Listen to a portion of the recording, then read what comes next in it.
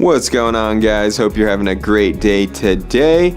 My name is Jeff from Zappos.com and I'm here to show you the UA Railfit NM from Under Armour.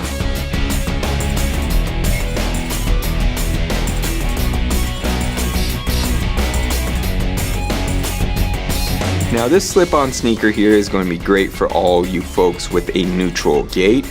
The upper of this shoe is made with a mixed fabric that is very lightweight and breathable. It's also very flexible, so when you have these on, it's going to really form to the shape of your foot, giving you a nice comfortable fit.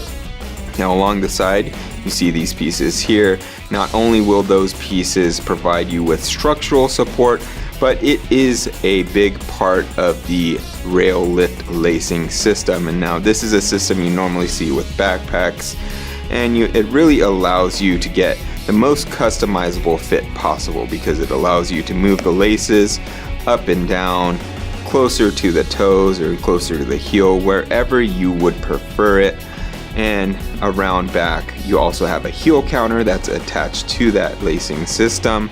Now keep in mind, these are adjustable, but the middle part of this is sewn in, so it's not as adjustable as the laces, but you could still customize it a bit from the back there.